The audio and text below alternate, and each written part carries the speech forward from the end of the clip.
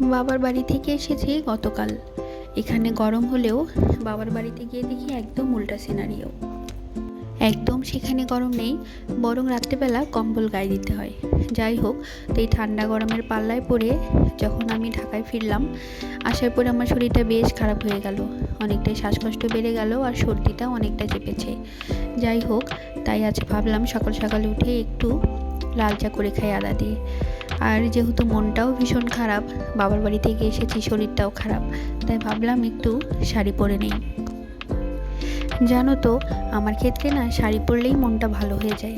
শাড়ি পরে একটা বড় টিপ দিয়েছি, একটু সিঁদুরটাও মোটা করে দিয়েছি, মনটাও ভালো হয়ে গিয়েছে। অ্যাটলিস্ট অনেকটা ভালো ফিল হচ্ছিল। বাড়ি থেকে আসার সময় মা তার আদরের জামাইয়ের জন্য খাসির মাংস আর পাটিসাপটা পাঠিয়েছে। তো ভাবলাম সে একটা পাটিসাপটা দিয়েই চাটা খেয়ে নিই। খাচ্ছিলাম চিনি ছাড়া লাল চা আর পাটিসাপটা। তো এভাবেই সকালটা বেশ খানিকটা সময় নিজের মতো কাটিয়ে নিলাম।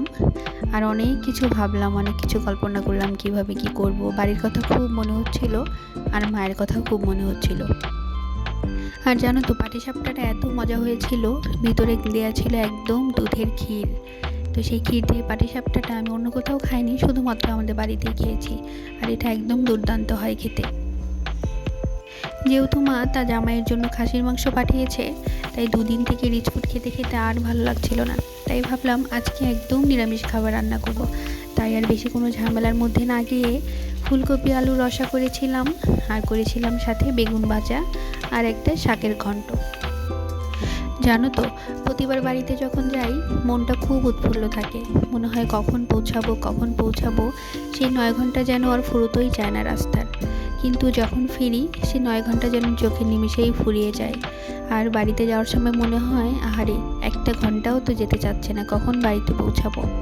বাড়ি থেকে আসার সময় আর সেটাকে মানিয়ে নিতে পারি না, খুবই কষ্ট হয়। কিন্তু আমরা যত বড় হই তত আমরা ম্যাচিওর হয়ে যাই।